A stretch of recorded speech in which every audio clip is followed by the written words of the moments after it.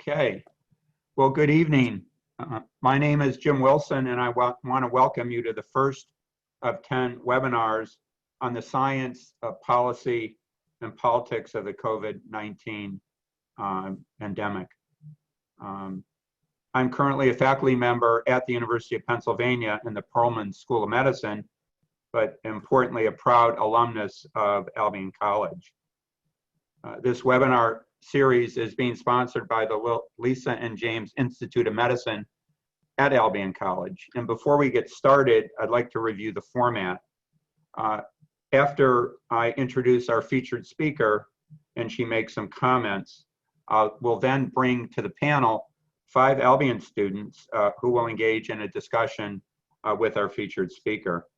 During that time, we will invite Q&A from the audience at large, and I will keep an eye on that and hopefully get to some of your questions. So we're excited about the seminar series, and particularly excited about launching this with our distinguished speaker, Congresswoman Debbie Dingell, who represents Michigan's 12th District of the U.S. House of Representatives. She is a member of the House Committee on Engineering and Commerce. Among many of her priorities that she has had while in Congress, she's been an unwavering advocate for issues that affect women and children.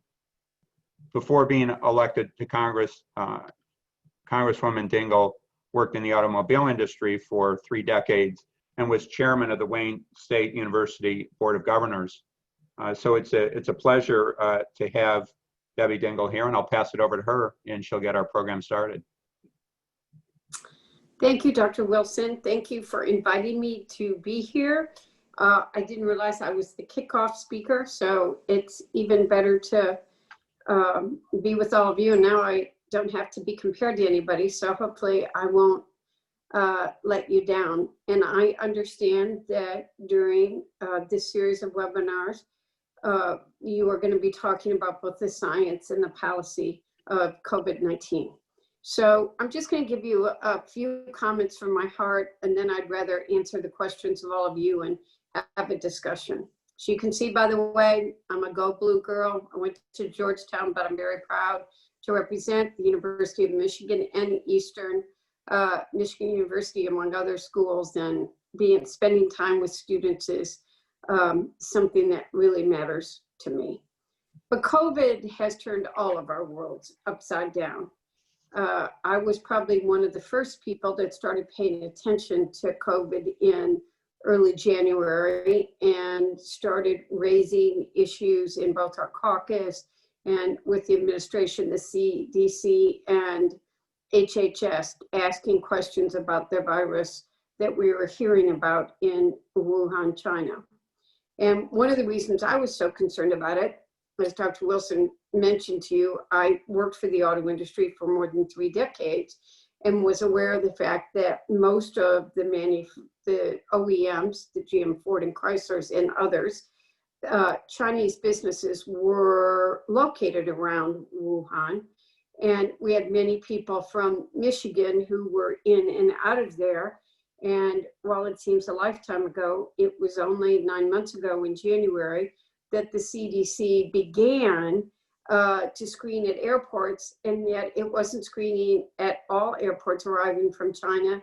It was only screening at some, and some of the most direct travelers from Wuhan were coming into Detroit, and we didn't have anybody doing screening then.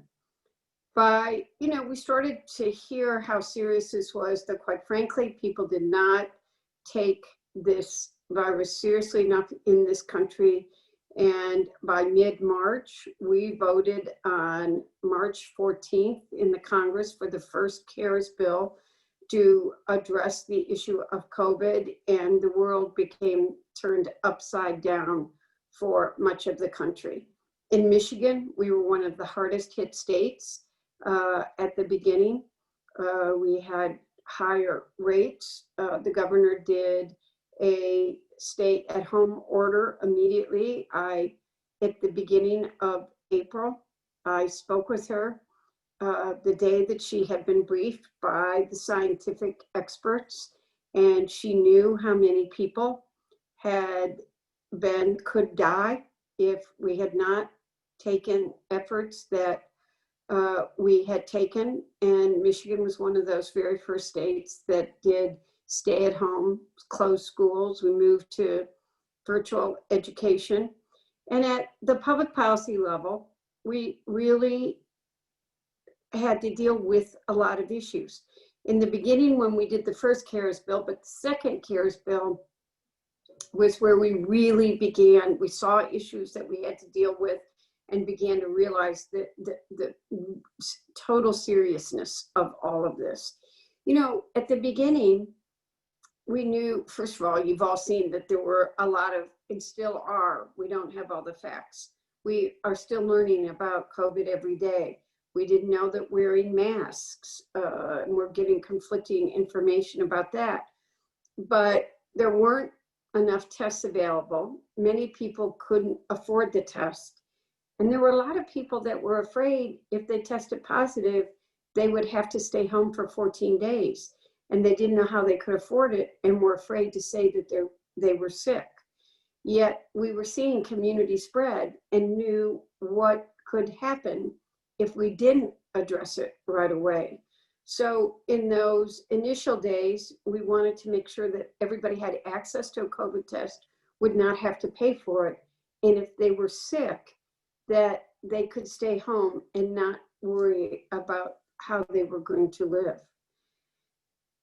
As we moved forward into April and really began to see the seriousness of all of this, the disproportionate impact it was having, say, on the African American community, the number of people who were dying, the fractures in our healthcare system, we had to look at a lot of issues.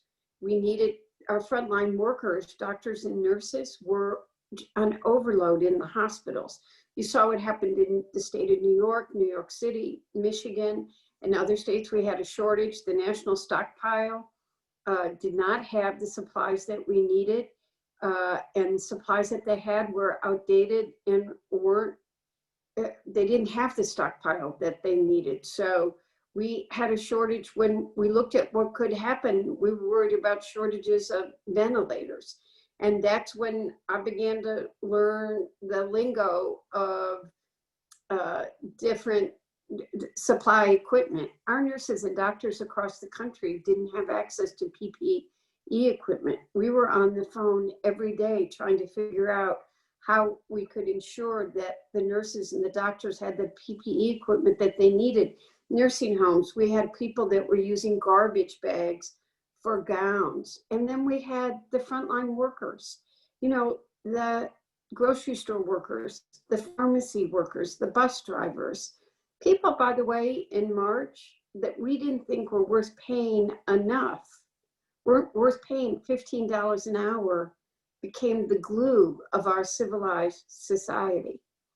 So when we looked at bills, we needed to ensure that people weren't worried about how they were going to live. The unemployment rates went sky high. So we did an additional unemployment payment. We did a stimulus payment. We were worried about testing and making sure that people had access to tests and how to increase testing, and so that people could go and get them.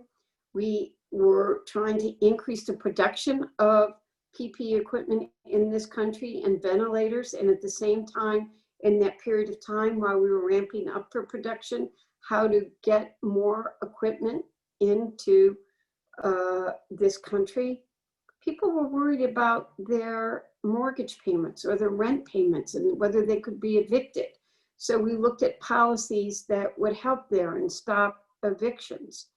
We were worried about children. So schools closed, and the number of kids that depend upon schools just to get 2 meals a day. So how did we take our summer school program and instantly change that into a program that kids would continue to get food? And again, those workers that made the food and helped distribute it were frontline workers that we needed to pay for being out there. And then small businesses were in crisis and they were closing. So we had immediate small business disaster loans and then How did we put into place a PPP program that would make loans or loans that could be eventually forgiven to small business and medium businesses and help keep the economy going? And these have been issues that we continue to worry about and continue. The panic of those first few weeks is something I'll never forget, though that panic is still there. People are desperate. When unemployment ran out at the end of July, people are really scared about what's going to happen to them. And that continues to be one of the most critical things that we have to do. State and local governments need help. We passed a HEROES bill about 114 days ago in the House of Representatives that would have put more money into these programs. The chairman of the Fed, appointed by a Republican, said we need to be investing in this economy. I'm someone that says we got to get to the table. We need to get something passed. We need to be putting more money into it, and it needs to include aid to state and local governments.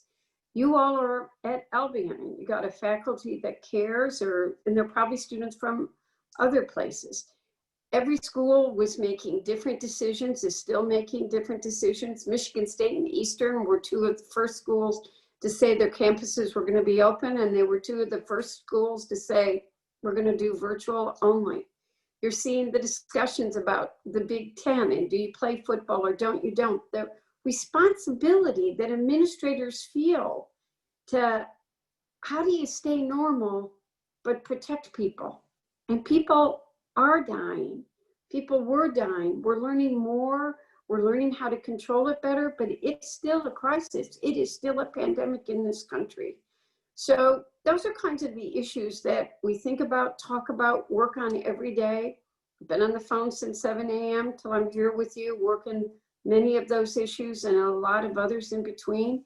And I think I'd rather end it here, giving you sort of that highlight and answer questions that you all have and that you cared enough to be on this webinar tonight. So thank you. Thank you, Representative Dingell.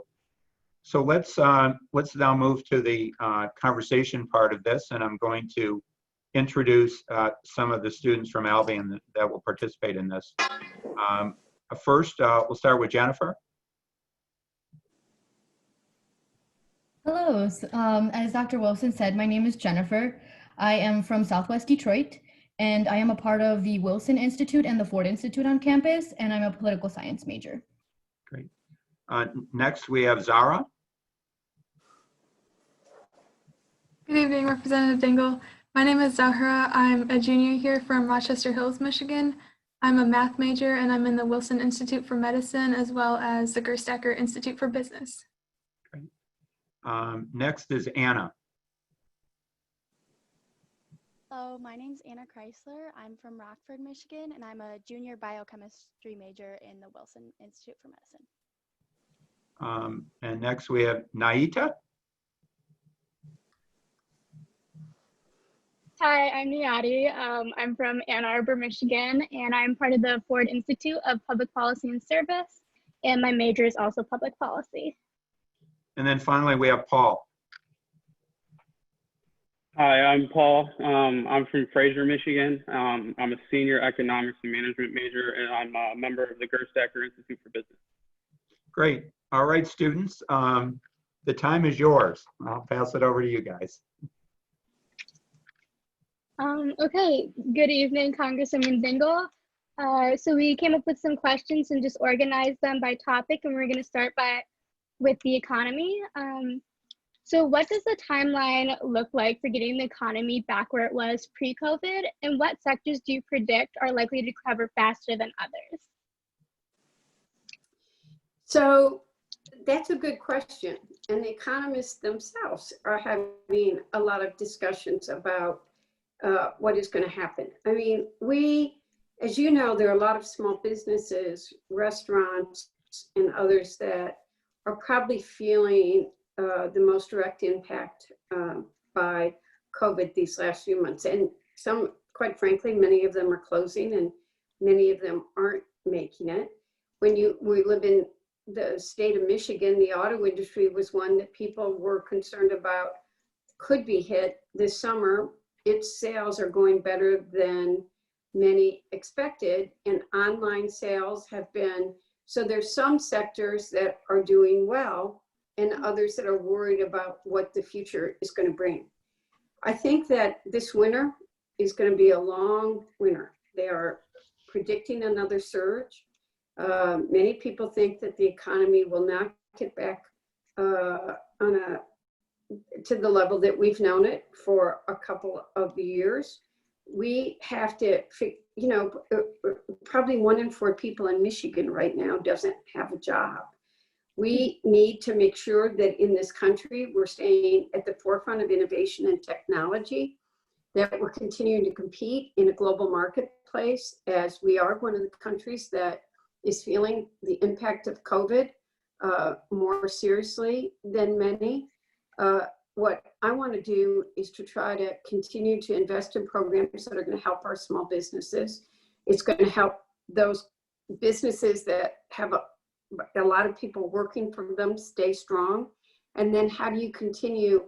At the beginning of COVID, I'm not quite sure how I ended up playing this role, but I ended up being I talked to the UAW every day and all 3 OEMs and the suppliers every day. And the discussion of when to close and how to reopen, and how do you keep those employees safe, and how do you deal with childcare issues, which is a very, very large issue in this country now, and people with pre-existing conditions who are afraid. You've got the office worker. General Motors has told its employees they're not going back to work until next summer, and yet you can't build something, you can't build a car unless the workers are in that plant. And how do you keep them safe? How do you find enough workers for some of the smaller businesses? Restaurants are having a hard time. Grocery stores are having a hard time. We got to deal with all those issues. And that's one of the things that I talk to business owners about, chambers, business organizations about every day. And we need to be investing in programs that are going to try to keep our economy from getting hurt anymore, that are going to continue to invest to create jobs and keep jobs there, and to make sure we stay competitive in a global marketplace while China and India aren't stopping for anything. Thank you so much. Mm-hmm. Yeah, and on the topic of staying competitive, you've been a prominent supporter for raising wages to at least $15 an hour. How do you think COVID-19 will affect the fight to raise wages? And do you think representatives will be more likely to continue pushing the issue, especially for like frontline workers and teachers who deserve a raise? So first of all, I think that COVID has shined a light on the need to, it is these workers, the value of the work that they perform, and those that were willing to put themselves on the front line and risk their health, and that they deserve to be, we need to evaluate how much of a value we put on those jobs. But in addition to that, for a variety of reasons, two of which I've mentioned, one is childcare, and two, pre-existing conditions and people's just fear of COVID and getting sick. The law of supply and demand is very much at play right now, and many businesses cannot find workers to go to work. So they are paying a more competitive wage because somebody is worth that when they are going to work. I am hoping that there are not many good things about COVID, like about none, but one of them may be the light that it has shown on a number of fractures in our society. And one of them is the value of work and the value of a job. Look at caregivers. Caregivers are the people that have put themselves at the biggest risk. Who's going to take care of our seniors and people that need help? And yet they are the ones that are in the biggest danger in many instances. So I think that COVID is going to place a greater value on paying people a decent wage. Yeah, thank you. Thank you. So earlier we touched on how like some areas of the economy are improving, like the auto industry. We see that like advancing despite the pandemic. So how do you think this places Michigan's economy in comparison with the national economy right now? So I'm not sure that the auto industry is going to continue to be. As I deal with many of the people in the auto industry, they are concerned about a turn down later. And I think many people are worried. You know that Purell and Clorox and consumer goods are at a high rate and you can't find them. But as people become more worried about their income, what they're going to be, I think the travel industry has been devastated. The entertainment industry has been devastated.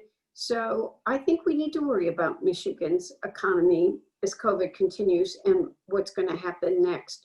And we need to stay very invested in investing in R&D and keeping jobs here, as well as, as COVID sort of has taken over our worlds, other problems haven't gone away. Look at the summer and the dramatic fires in California, the hurricanes, global climate change is still people are going to be demanding that we address many of our energy issues, that we convert, that we go to electric vehicles, that we build an electric vehicle infrastructure. So you want to see us invest in R&D and also create jobs of the future. Thank you. So earlier we touched on winter and how that's going to be a kind of a harder section too. If there is a second wave of COVID, how are we financially preparing for a second wave of COVID? If and when it happens, what additional resources will be available for businesses to stay afloat during these times, especially those in lower income and under-resourced communities? Well, that's why we need the HEROES bill that we passed 2 months ago. I respect the chairman of the Fed that said this is the time we need to be spending and we need to be investing. We need to be making sure that there are loans available to these smaller businesses that are going to need help. And I, unfortunately, am one of the people that thinks we are going to see another surge. And we don't know how quickly it's going to come. You're already seeing it on college campuses as people are gathering and you're coming together as communities, you're seeing community spread. And one of the other things that so we've got to worry about developing a vaccine, how we're going to get that. I guess we'll probably talk about that in a minute, which is also a part of the economy. But we need to be prepared that people are going to have access to food. They're going to have access to PPE. They're going to have what they need to be safe inside their homes the way they were in March, April, May. There are many people that are opposed to another shutdown of the economy. Well, I keep saying to everybody, just wear your mask. I mean, if we could just stop some of this community spread. I'm not going to be political tonight, but I wish the president would just wear his mask because he would save lives. And we need to be doing everything that we can to prepare to not have to shut down the economy again. But if we see the kind of spread that you saw in the state of New York, Connecticut, Florida, Texas, Michigan, we're going to have to be prepared. And that means being prepared in making sure that people are safe, that they've got a roof over their head, they've got food to eat, they're not worried about how they're going to pay their bills for the immediate time, and how are we going to protect the smaller businesses and even the larger businesses, quite frankly. Thank you so much. All right. So COVID's obviously caused a lot of things to change and how they work and things. So my big question is what changes have been made to the process for filing and claiming unemployment benefits that are likely to remain permanent, even in years to come, after the pandemic is quote unquote over? Well, unemployment is done state by state. So every state has a different system, a different amount of money, a percentage that they pay. And I don't think that's likely to change. I think different states have different attitudes about it. I think the federal government is unlikely to give additional pay that has been happening to try to cushion people. I think when we're through this pandemic, we'll probably go back to the unemployment system the way that you've seen it in recent years, and you'll go back to some of the same fights that you've seen. I think it may take time. I think the fractures in our society have shown people that they need to have a compassionate heart and that they need to care about people, and there are not jobs available right now for people as we're in this COVID. But I think the basic structure is likely to change, and you will see those who are urging people that they, meet certain requirements to be eligible, and you'll have some of the same social discussions that I think that's a couple years down the road when we wait to get through COVID. But I don't know that you're going to see permanent change in unemployment. Thank you. Going off the topic of unemployment, in regard to the next stimulus package, what are the main reasons for the discrepancy and how much new relief to give? Well, that's a good question. I personally think that we shouldn't be having this discussion, but I think that there are some that don't think we should be spending these kinds of dollars. The Republicans don't think that we should be giving aid to state and local governments. And I know how our local governments are hurting. They're laying off fire and police, and you're opening schools right now. And the increased cost of education just from PPE and the materials that they're preparing for the kids, and even trying to help. Not everybody has equal access to broadband or to the internet or has iPads or computers. And I think it's very important that we give aid to state and local, and the senators don't. There's some people that I do believe that the president believes we should do another stimulus payment, but you can go through each of these. The president doesn't believe in testing and tracing, whereas if you talk to scientists, they'll tell you that testing and tracing is critical to trying to stop the community spread. So I think there's some real philosophical differences about COVID, how to handle it, how to treat it, what the facts are. And I could go through every one of those issues and, raise different. I think that the Chairman Powell, who's chairman of the Federal Reserve, said this is a time to invest. And I agree with him. We need to be investing in people, and we need to, that senators don't think that we need to give people rent or mortgage relief or landlords a helping hand. I think that there are times when we have a moral responsibility to be there for the citizens of this country, and it's something we need to be spending our money on. Maybe we can move to healthcare, if that's all right. Maybe Anna. Yeah, so I actually have a question in regards to healthcare. So a large portion of uninsured Americans are people of color, and they are being affected disproportionately, as you previously mentioned. Since increased unemployment has ultimately caused more people to be uninsured, what is Congress doing to offset these financial burdens for these communities of color? Well, I think that, not enough. I will be very honest with you on that subject. I am a Medicare for All person. We're the only industrialized nation in the world that does not guarantee every one of its citizens access to health care. It's obviously a subject that not everybody agrees on. And as people have lost their jobs, they've also lost access to health care that they had as part of that job, which has left more people unemployed. I think that, and what we are doing now is research as to why the African-American community of people of color have been disproportionately impacted by COVID, especially in the deaths. In Michigan, 14% of our population is African-American, but 43% of the deaths in Michigan have been African-Americans. And that shows that we have a problem. One, do they have access to go to the doctor, and do they have regular maintenance checkups to begin with? Do they have underlying pre-existing conditions that makes them more vulnerable? Can they afford their medicine? Are they taking it on a regular basis? Many, we're learning, there's a new study out in the last 24 hours that overweight people, obesity is contributing. Many of them have diabetes or high blood pressure, which we also know.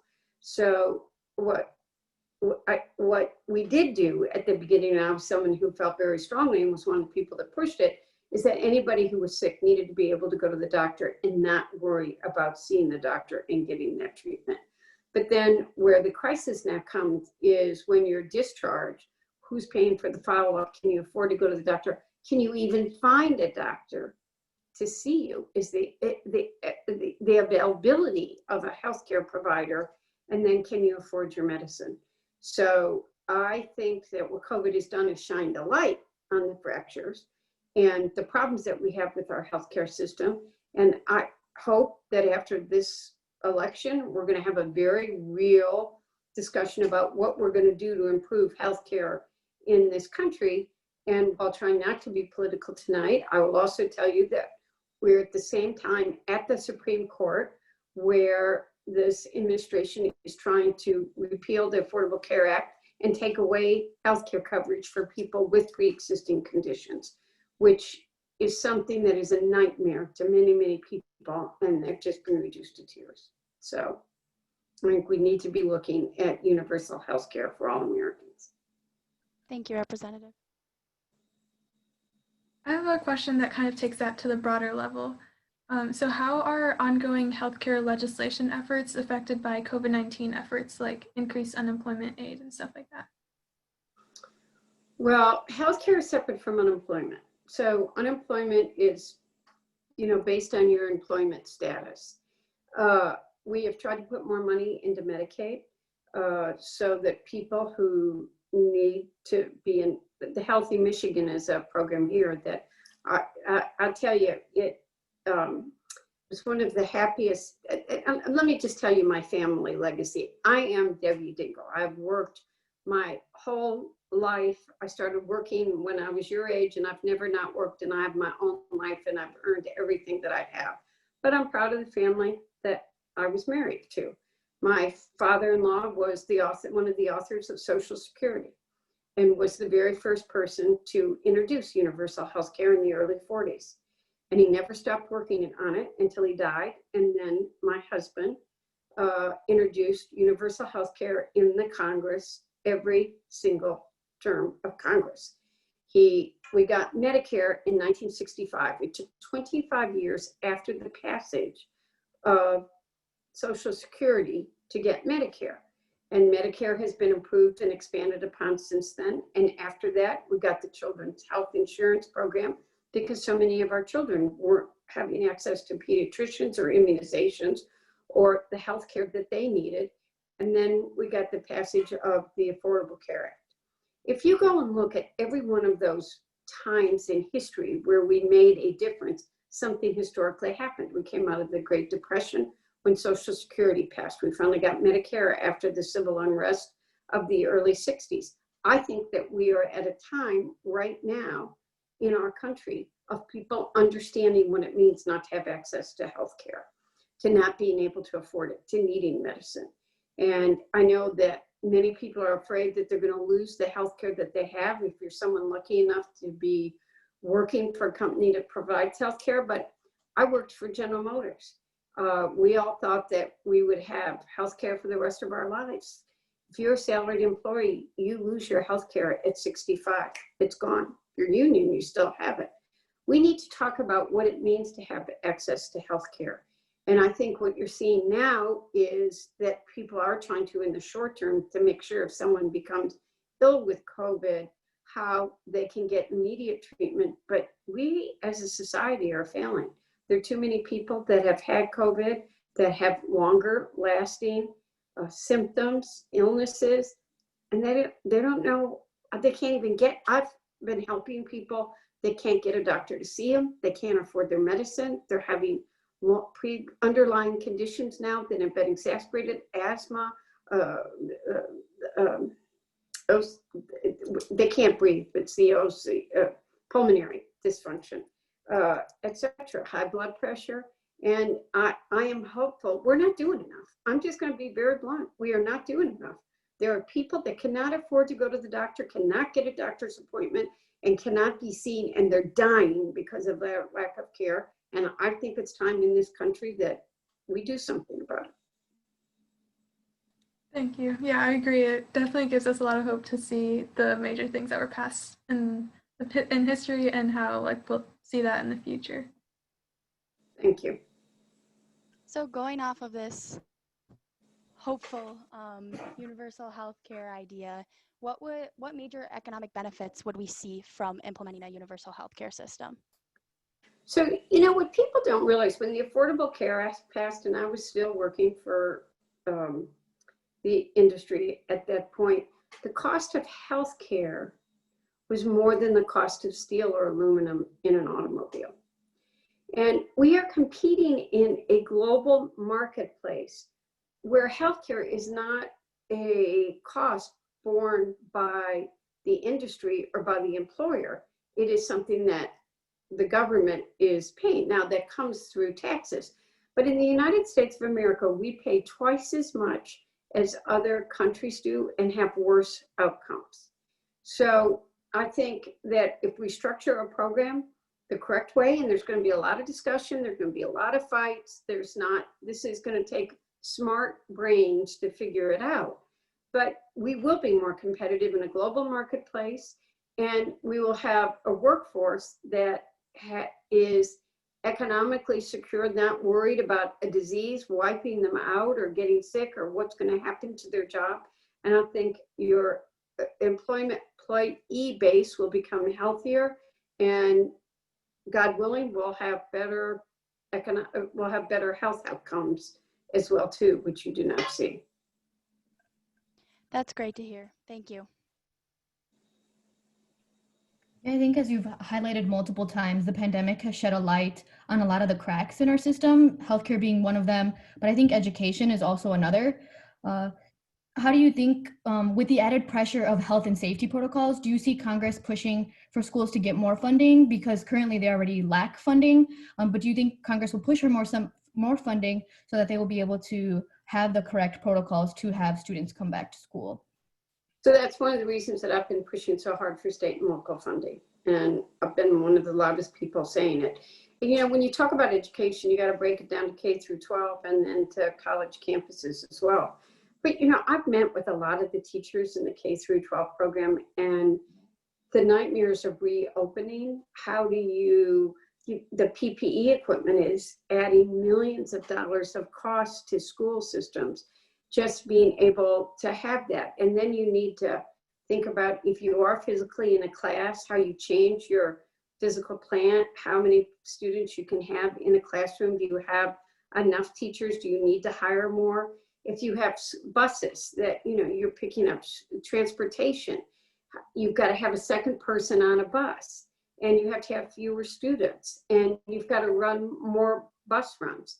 So just the cost of COVID to the school system without, we've already seen cuts in arts and culture and sports and other things that are very important to that overall educational program. And then we have to figure out how we make higher education affordable for everybody. And again, their colleges and universities are finding that their budgets are being deeply impacted at a time when students are struggling to be able to afford tuitions. And are you paying the same amount of tuition when you're online versus being in a classroom? And schools are losing some of the income from sports programs, and there's so many different issues that we need to, you all are our future. You're 25% of our population, 100% of our future. We need to be investing in education. I'm going to be somebody that's going to be pushing really hard to be putting more resources into education right now, and to figure out how we continue at a college level to make it affordable. I don't think we need to give free tuition to Warren Buffett's grandson, but I do think we need to make it affordable by increasing Pell Grants and giving other assistance to college and universities. And it's something I talk about all the time. Yeah, I think, so do you think maybe with that push, you think that maybe there'll be more support for another CARES bill if we have a second wave and students still see the need of debating whether they want to go back to school because they can't defer? So I think all of you, in the state of Michigan, if you've got a Republican member, you can talk to them, but you've gotten the votes in the House. It's passed the House. We need the Senate to take this action. And then we'll have an election in November, and we'll have a brand new Congress, and we'll see what happens to the Senate. We'll see what happens in the White House. But there's some of us that are pushing very hard. We passed the HEROES bill, as I say, more than 2 months ago, because it does matter. And this contest of wills of not, I do not understand why the Senate doesn't understand the importance of education and putting more money into education. I'm trying to be positive, because I think, having nothing to do with any of the questions you're asking me, but we are becoming too uncivilized. We've got to learn how to respect each other, talk to each other, have a difference of opinion. Everybody here has different life experiences, different perspectives. We can learn from each other. So I'm trying not to be negative. I think we all need to work on improving civility in this country. And so I'm not telling you what I really think tonight, totally. I understand. No, you don't feel bad. I completely understand your frustration. I think a lot of us feel the same way.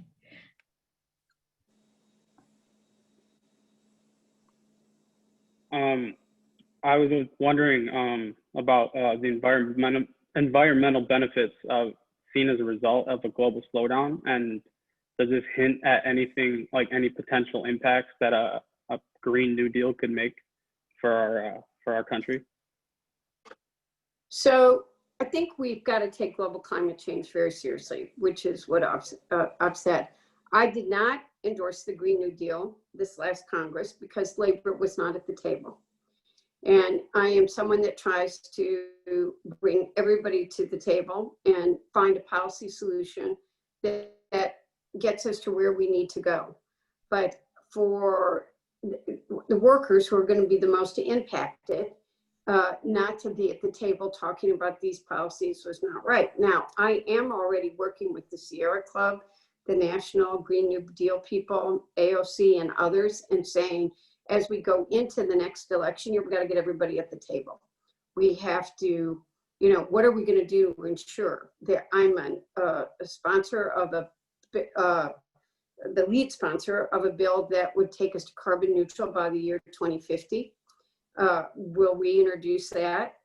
We've got a resolution right now that we're going to roll out later this week called Thrive, which has got principles on the economy, healthcare, and the environment.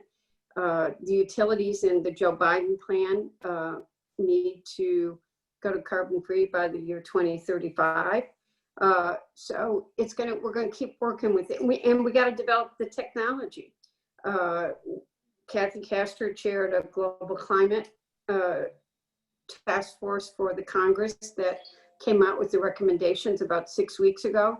I had 8 bills that were I had more bills than anybody that was part of those recommendations, but I try to bring people together.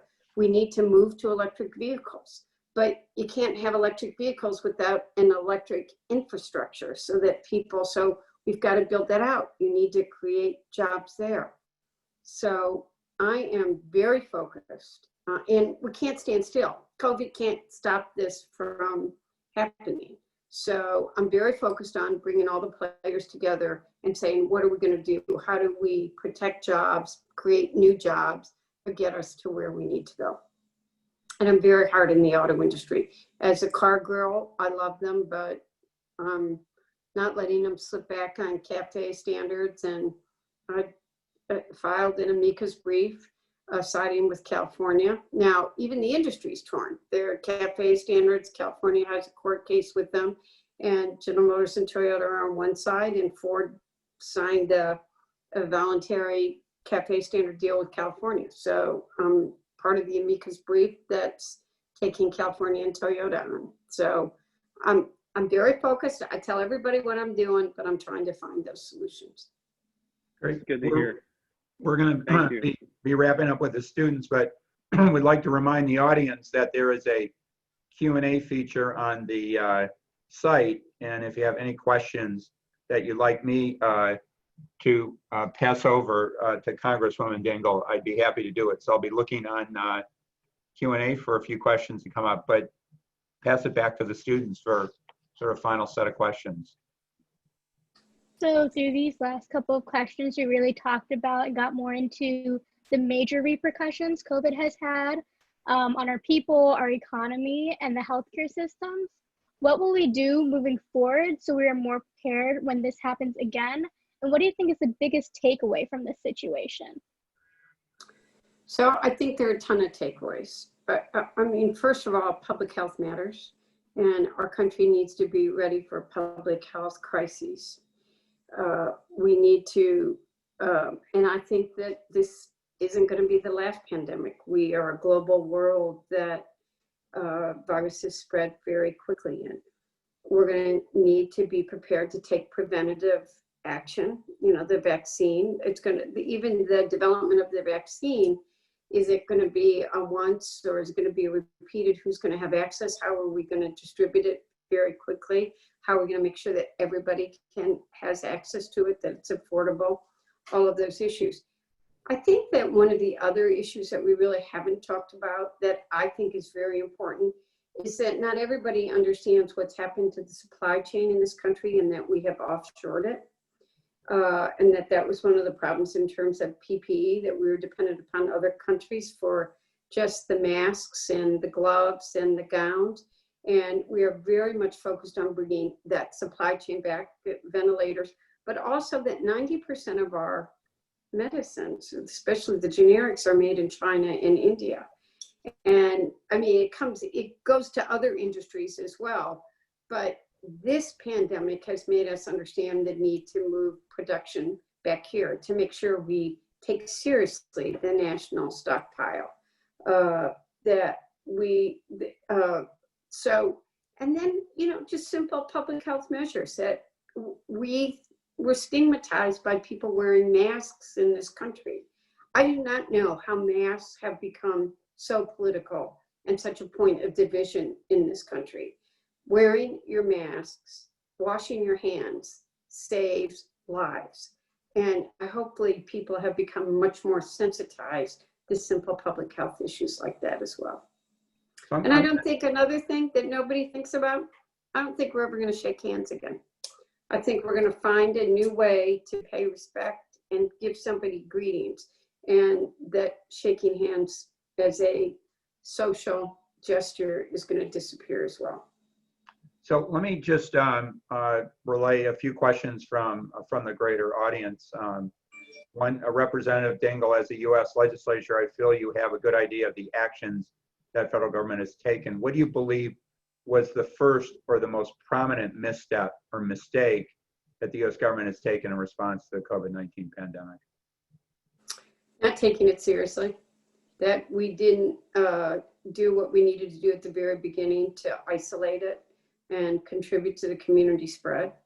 And then even as we learn more about it, the refusal to tell people to wear, I mean, we didn't understand it, but we should have told people to wear masks and some of the real public health issue steps that were not taken at the beginning and not taking this very seriously.